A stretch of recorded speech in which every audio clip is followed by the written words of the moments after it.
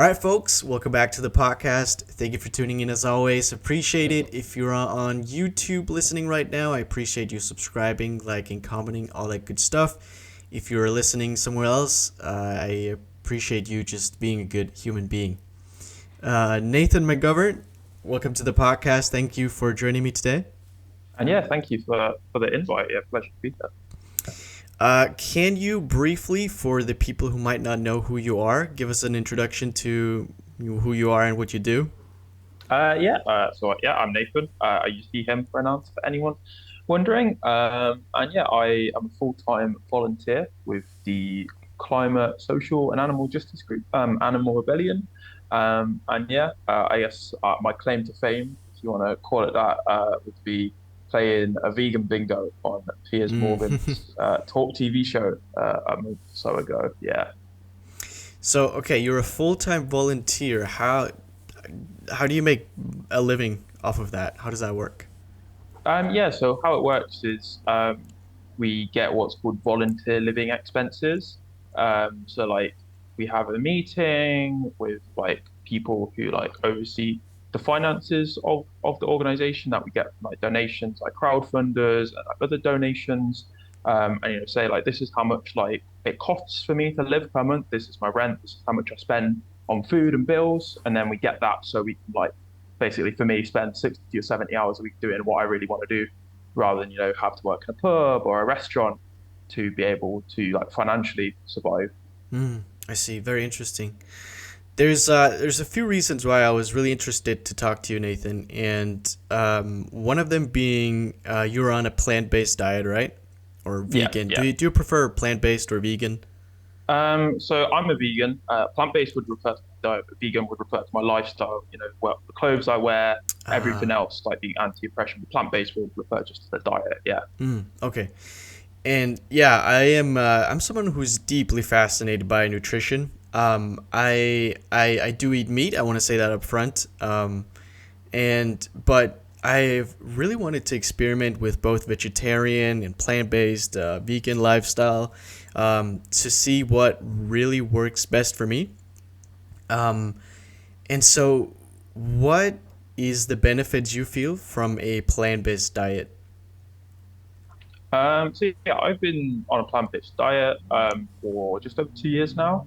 And yeah, I feel great to be honest. As like I probably watched the Netflix documentary The Game Changers like maybe a month or two after I went vegan.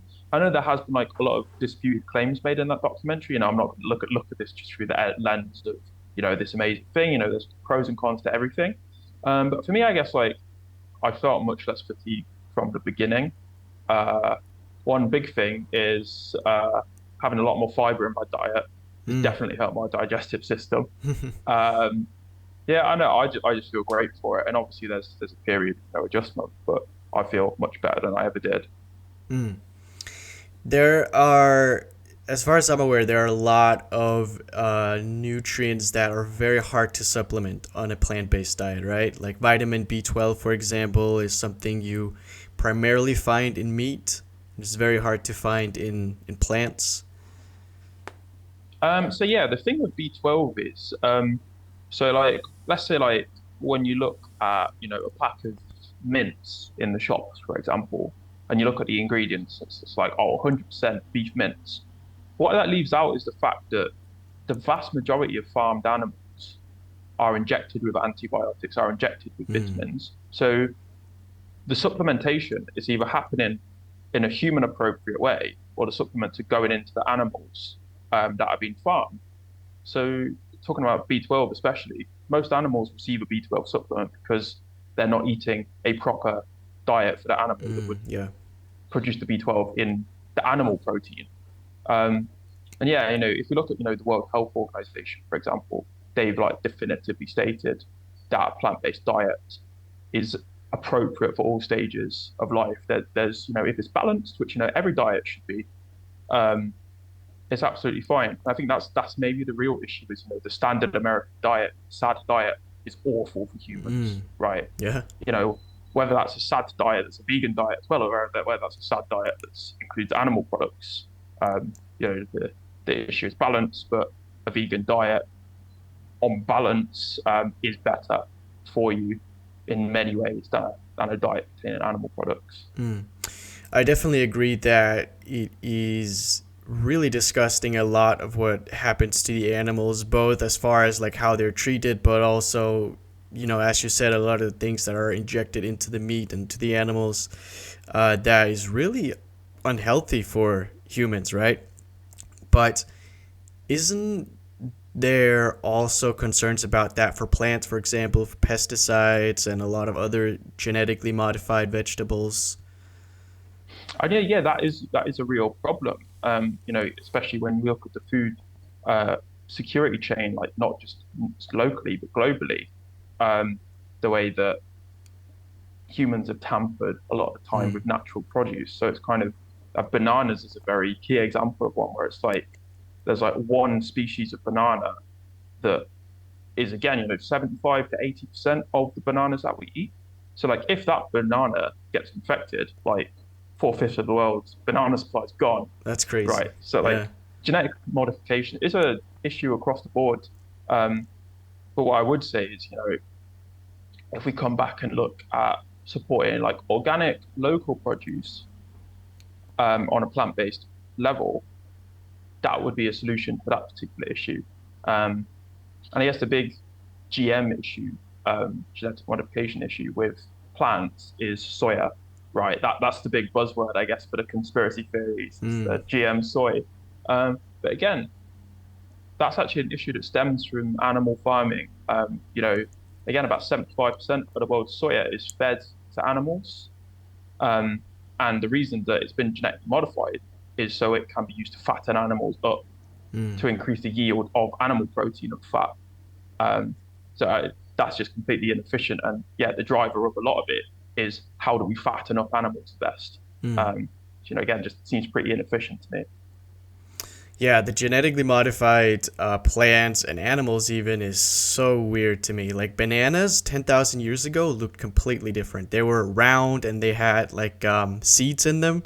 And they were Hmm. more like like a almost watermelon texture inside, which is so weird to think about, right? Yeah, Like how humans can affect what fruit and vegetables and even animals look like yeah. just by genetically modifying them. So is if we treated animals better and if we stopped genetically modifying and stopped injecting all these horrible things into animals, would you eat meat again? No. So like, there's maybe like two answers that I'll give to this. I'll go with the kind of ethical answer first. It's like, as a vegan myself, like I oppose oppression of like all living creatures, whether that's my fellow humans or whether that's animals. And, you know, I can't see any human consenting to themselves being put into the food chain. Mm. Let's say, I mean, there is that kind of whole thing about like consensual cannibalism. We won't get into. That's a weird one. Wait, what is Um, that? so it's these weird stories about when it's like people they'll like meet someone on Reddit and then they'll like sign a contract to say like, oh, like you can cut off bits of my flesh and eat me, and I'm okay with that. What? It's crazy. It's absolutely mental. Um, Wow. but yeah, I guess like getting back to the kind of animal liberationist side of it is, I do not think that it would be morally acceptable to me to consume an animal, regardless of, the supposed welfare of it, when I can just as equally Mm. achieve nutrition, delicious foods that involves so much less exploitation. And I think that's a critical point. I think vegans can get on a moral high horse and say that, our diet has no exploitation in. Um, but let's be honest, like the way the world's set up, the way food chains are set up, there's no way we can consume without exploiting somewhere along the line. Mm. But it's about minimizing that as far as we possibly can. And a plant-based food system would do that.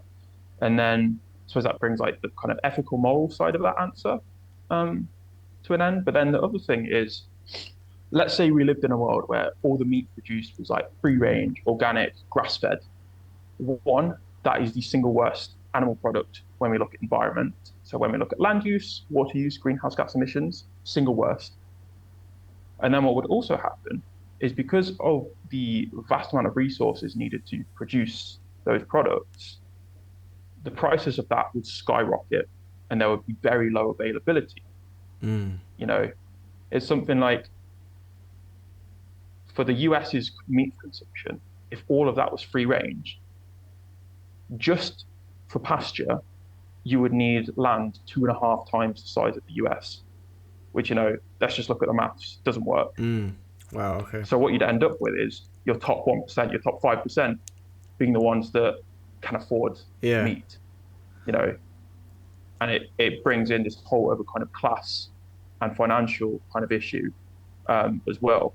So kind of either way you look at it, it just wouldn't work kind of Mm. from a practical perspective and like obviously contentiously for me, from a moral perspective as well, I just still couldn't abide by that.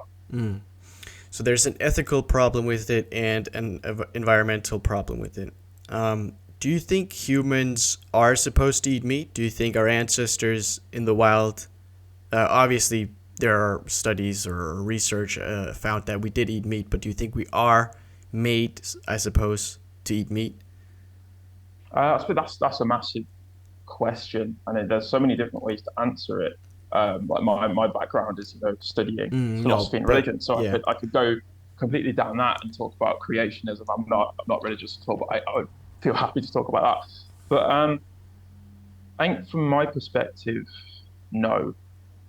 If you look, at human teeth, yes, granted, we do have some canines, but if you look at the makeup of our dentals, we have to cook meat before we eat it. Mm.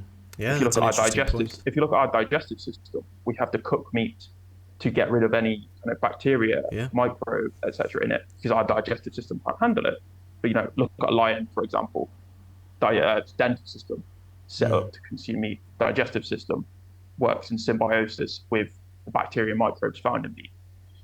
And then if you look at hunting, for example, the only reason like humans are good hunters is because of intelligence, right? Yeah. Like physically, we are not suited to chasing a gazelle through the savannah at all, are we? No, but It's our surely like brains. maybe smaller mammals or birds even or reptiles. We're capable Potentially, of capturing, hunting, eating. yeah, you can say that. I mean, if you look at dolphins, for example, and I don't want to compare apples and oranges, and like cast judgment on species that I can't even communicate with. Mm. Dolphins work together as groups. When they hunt, they use their brains a lot.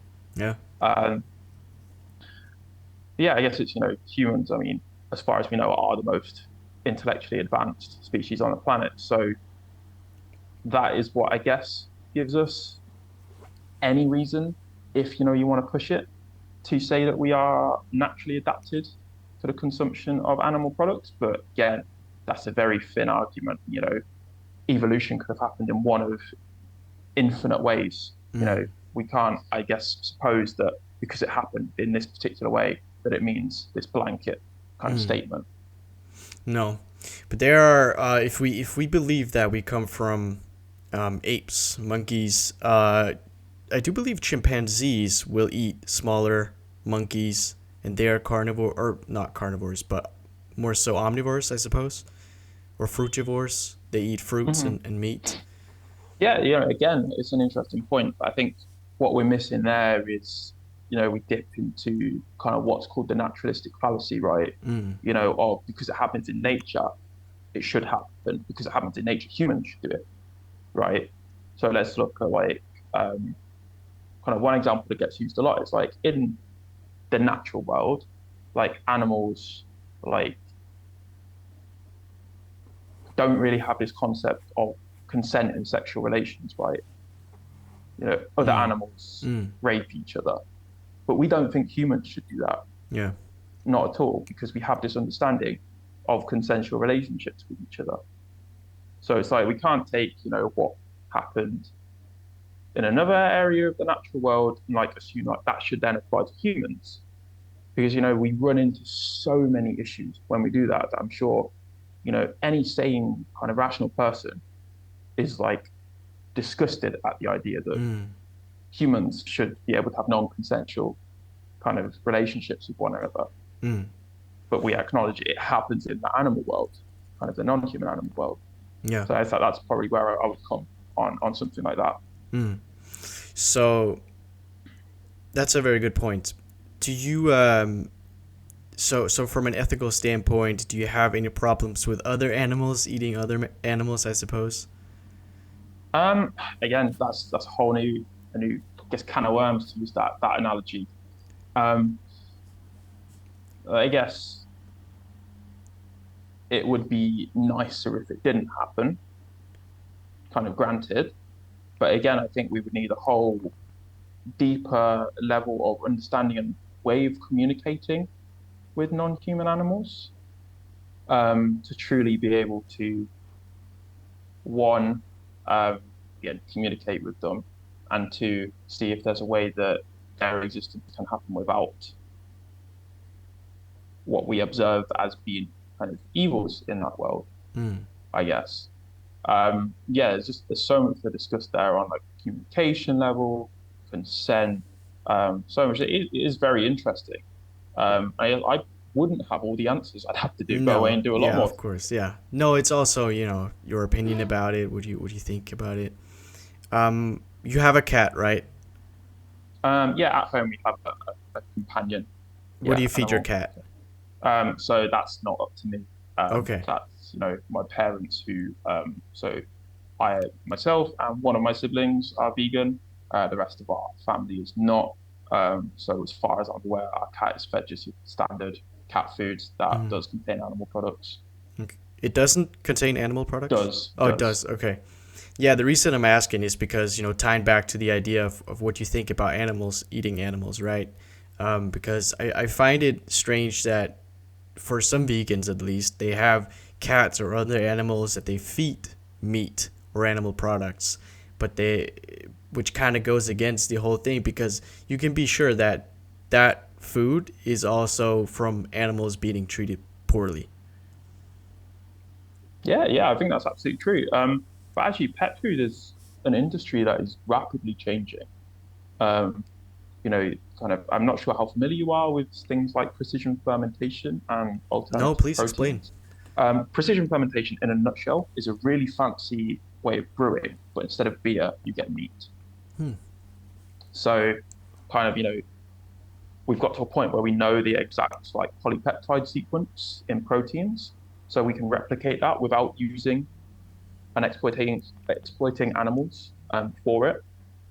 And it's already in progress. It's already happening when we look at the vast majority of the world's casein, the protein that's used to make Mm. cheese. Mm. That's now precision fermented because it's Mm. cheaper to do it that way. It's more Interesting. efficient to do it that way. Um, and pet food primarily comes from byproduct of animals that are bred for human consumption. It's all of the bits that we won't eat that get mashed up and put into pet food. Mm. Now, I think, humans, like culturally, we're very attached to what we eat. Our companion animals, not so much. Mm. Yeah. You know, let's just say, for example, you go into the shop, you've got a cat or a dog, and you can get 10 tins of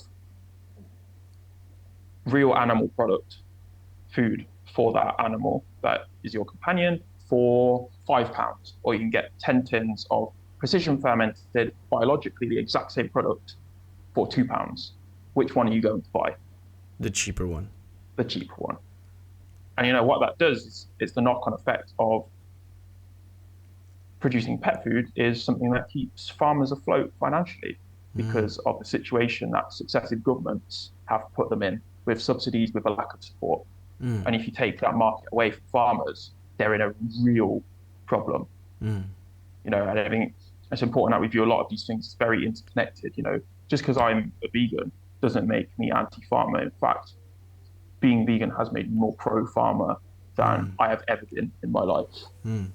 Um, so yeah, pet food within 3-4 years, it's going to be cheaper to make it without using other animals. It'll be made in this shed in the middle of nowhere where it's fancy brewing to create biologically the exact same product Mm. with much less land, much less carbon emissions, and yeah, financially less cost. That's really interesting. if we found a way to farm animals and eat animals without cramming 10 chickens into one small cage, which is obviously horrible. If we find a more ethical way, so to speak, to farm animals, to feed them, to treat them better, but still eat meat, would you be okay with other people eating meat as long as you can still be vegan? I think the issue is, we very often boil this down to personal choice, um, which, if when we look at, schemes like the carbon footprint, something made up by BP to make individual consumers feel like they're the ones responsible.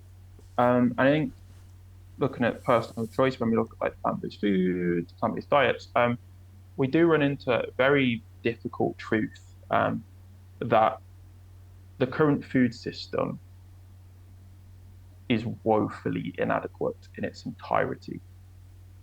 Whether you look at the supply chains, whether you look at food security, it is not fit for purpose. And the number one driving reason for that is the reliance on animal farming and fishing for our food. If we look, again, just purely environmentally, if we were to end production of fossil fuels overnight, emissions from animal farming and fishing alone would be enough to put the world over the 1.5 degrees tipping point of global warming without anything added to it. And then if we look at efficiency and a growing population, at the moment, globally, animal farming takes up about 83% of currently used farmland, whilst producing less than 20% of our calories and less than 40% of our protein. And these figures come directly from the University of Oxford study, which remains the most comprehensive study in food production ever conducted. They brought about 14,000 other studies into this meta-analysis, and that's the conclusion that they made. I think we do need to be very honest with ourselves when we look at those statistics and think, when there's 9, 10, 11 billion humans. You say 82% of farmland. The only way to do that is a plant-based food system. Sorry, you cut up. You there? Sorry, that's my internet. All right. Can you hear me? Can you hear me fine? Yes, sorry. Perfect. You said 82% of farmland produces 20% of our calorie intake? So 83%, in fact, produces 19%, less than 20%. Wow. That's an interesting stat. Yeah, it's very sobering, I think, to think about. Remove everything else from the equation. If you look at pure efficiency, animal farming and fishing is probably the single most inefficient human sector on the planet. It's very interesting. I really want to ask you about the Piers Morgan interview, or I don't even know if you could call it an interview. It was a complete shit show. Yeah, it's fast. Was it? Did you talk to Piers before and after the show?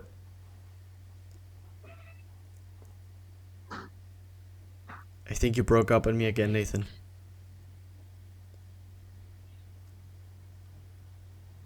Can you hear me? Sorry, I cut out for a second there. Yeah, I don't know. That was probably a massive delay for you. Yeah.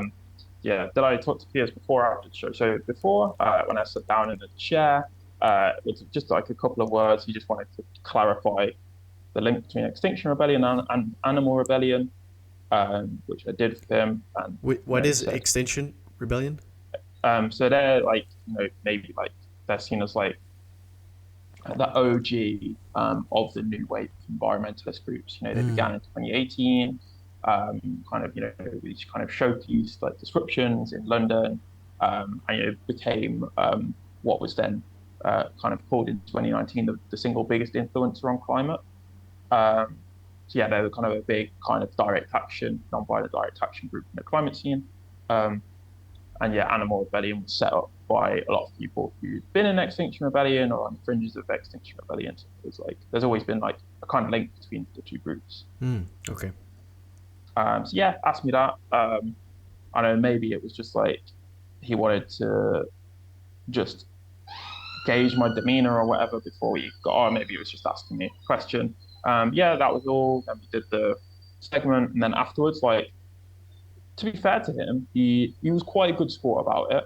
Mm. So like when we went off there, he like looked at me, and I was like, "Oh, fair play," Mm. um, which I wasn't expecting to be honest. And then yeah, that was it. So yeah, not much interaction. Mm. Yeah, I think it is for Piers and the producers. It is more a show than it is an authentic reaction that he gives, right? Yeah. I guess like on something, I think there's like definitely a lot of personal bias behind it. Like I think like genuinely, he really dislikes vegans. Mm. And then there's other things bound up in that. Like my judgment is he's quite a big misogynist. The way he treats women on the show versus the way he treats men is noticeable in my opinion. And then obviously when we look at like his hatred for Meghan Markle, I think that's definitely personal with him. I haven't watched too much of Piers. Can you elaborate? Who's Meghan? Meghan Markle? Meghan Markle, so Prince Harry's wife, Ah, who the British media have taken an intense dislike to. Piers Morgan being one of the faces of that almost movement of hatred towards her. And yeah, any opportunity he has to bring her into a conversation that is not relevant at all, mm. he uses. Um, so yeah, it's just Why one does of he those. hate Where it's, her? your guess is as good as mine. Huh. There's a theory that she ghosted a message that he sent to her like 15 years ago or something, Wow. and Okay. then he's just holding that like vendetta against Wow. her. Okay, that's interesting. Yeah. I like the concept of Piers Morgan Uncensored, because I'm all for freedom of speech. I'm all for having conversations, which is why I love running this podcast and is why I wanted to talk to you. Um, what I really found annoying is he interrupts a lot, and you did not Mhm. get a chance to speak out, which I found was really annoying. Yeah, I'd agree with that. And I think that's why we took the approach that we did of comedy, knowing that, like, I think you see it in the interviews. There's like two or three times that I go to, like, make a very serious point Mm, in the midst of the comedy. And that is when he interrupts me. mm, When I'm doing the bit, bingo, he's like fairly happy to let that slide. But as soon as I'm saying something, he thinks, like, oh, damn, he's actually got a point here that I can't answer. mm. His defense is interruption, Yeah. you know. Um, which is something that he did when one of my good friends Orla went on the show back in August, no, September. I apologize. She went in with a very honest approach to him, and she was making really good points. She probably got to speak 15 seconds at the start, and then she couldn't get longer than about 4 or 5 seconds in before, boom, Piers speaking over her. Which is very sad to see. Is that Mm, there's just this pattern of when you try to be serious, you get interrupted. When you use comedy, you get called unprofessional. There's mm. some ways there's no way to win that. Yeah. Yeah, that is frustrating. I hate that. I love I really enjoy the shows where people can just have a debate and actually get a point across, right? It's Hmm. but I mean it is, his show is more for entertainment, I suppose, than an actual debate, as we Yeah, discussed, right? So, yeah, exactly. I think it's viewing it as like I don't know, it's going on like a comedy panel show almost mm, of like you're going on there to be content for them, yeah. and the only thing I have control over when I go on a show is what content am I creating for them? Mm, Is it the content that they want me to create, or is it content that I want to create? yeah. I wanted to dive a little bit into because you make some good points about this whole thing about the ethical reasons for becoming more plant-based or vegan, I suppose. And I do agree with you on some point. I do disagree with you on some points. Something I do strongly disagree with you on, though, is the harassment and the protest.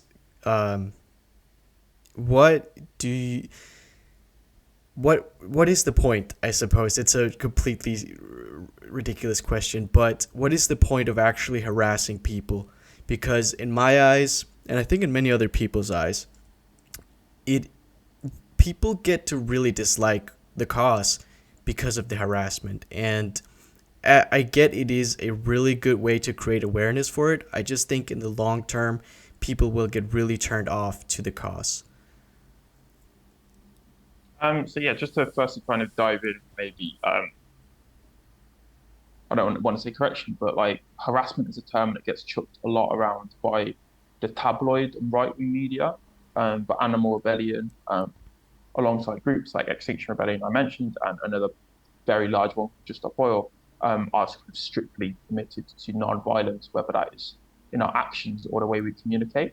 So like, whilst a lot of media might try and convey this idea about harassment, that's simply not true. Non-violence is at the core of everything that we But would do. you not consider it harassment if someone spray painted your house or walked into your house and poured milk on your floor? I would, but that's never happened. That Animal Rebellion has never walked into someone's house and No, poured but milk in a on their floor. store, Yeah, right? that's different though. It's different? How If you allow so? me to explain, A store is technically private property, right? well, yeah, well, kind of. I know. Short answer for me is like I see a distinction between personal property and private property. Of So, for course, example, yeah. But do you not still consider it harassment to walk into a store and pour their milk on the floor? no, I wouldn't. I mean, harassment. I I think it is a technically an offence in law in England.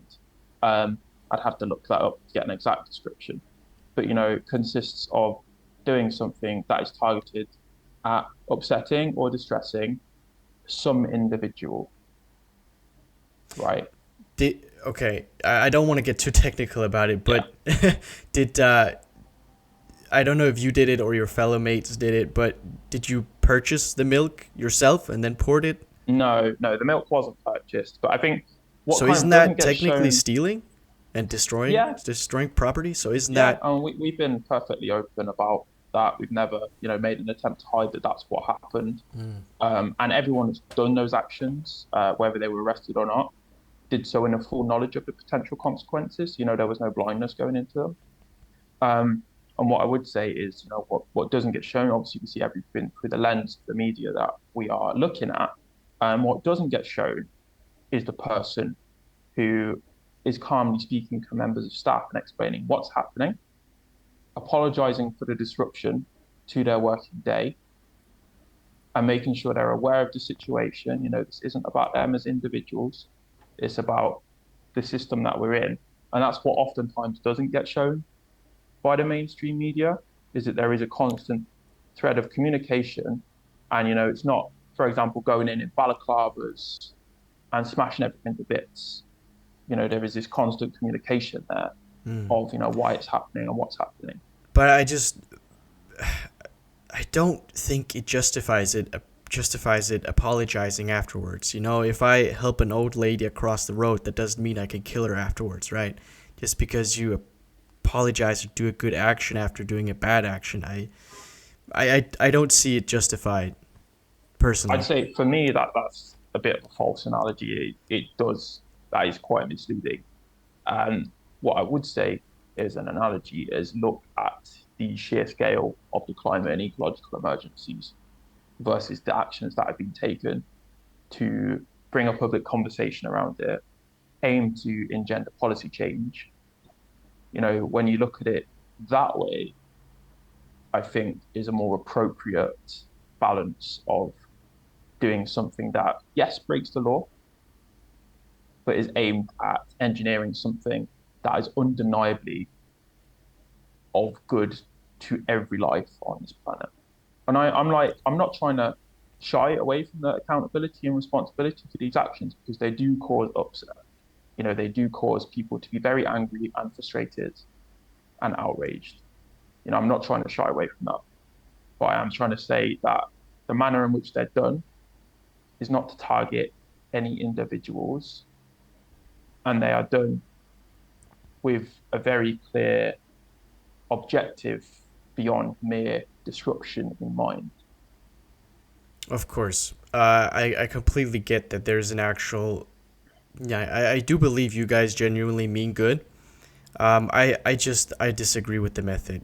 I recently read this book, and it's called Influence by Robert Cialdini, and it's about how you can influence people to comply and et cetera, et cetera. There's a chapter in there that states a lot of, and it's pretty obvious as well. I think if a person likes you, they're more likely to comply with a request. So, do you not find that people dislike your cause more by these disturbances? So people may take a dislike to the cause, but one thing that recent YouGov polling has shown is that the big worry is, oh, people dislike your group, so they're going to dislike the message. That's false. That's a false narrative. In fact, there's actually been a rise of people who are concerned about the climate crisis or seriously concerned about the climate crisis. That does correlate with like a significant public dislike of some groups involved. And I mean, it's like we can look at like examples in history where the message has succeeded whilst groups have been unpopular. Mm. So let's look at the suffragettes and the campaign for women to get the vote in the UK, right? A lot of the actions that the suffragettes undertook, both violent and non-violent, by the way, I'm not going to try and whitewash that particular part of history, meant that they were intensely disliked group. But if you look at the success of their message, I think that's undeniable, right? Eventually, women of a certain social standing were able to get the vote, and then after much more campaigning, that was extended to women of all social backgrounds, right? And then, look at the civil rights movement in America. In 1961, Martin Luther King is the most hated man in the United States, right? Really? Yeah, 100%. He was detested by the majority of the population of the US. And amongst them are what he dubbed as the white moderates, which was the group of people he said were actually the ones inhibiting change. It was the people. I'm not trying to call you one of these people, right? I'm just trying to hark back to something that's like solidly in history. Martin Luther King's opinion was that it was the individuals who were saying, I 100% agree with your message, but it's not the right time for it. We need to think about other things. We need to use other methods. In his opinion, those were the people that were inhibiting progress the most. So I think there's a really interesting discussion to be had about the tactics used, whether that's damaging property, whether it's blocking roads, etc. But I do firmly stand by that tactics like those, non-violent direct action, are and can be extremely effective in the success of the message, even at the detriment of the popularity of it in any given group. And yeah, as I said, I agree with you on some points, disagree with you on a few points. And while I do disagree with those type of tactics, you seem like a really nice guy, and I appreciate you taking your time to talk to me. This has been a really pleasant conversation, no super glue involved. So Nathan, any last words here before we wrap up? So yeah, pleasure to be on the show. And I do enjoy being challenged. I'm not one of these people that's going to live in my little lefty snowflake bubble. I genuinely thank you for the challenges today. And yeah, also last word, surprisingly, I am probably just as big an opponent as cancel culture as you are. You mentioned earlier about not being able to have these conversations. I'm completely on board with you about, we should be able to freely have these discussions, because that's the only way in which we do progress and learn from each other. So yeah, pleasure to be here. Absolutely.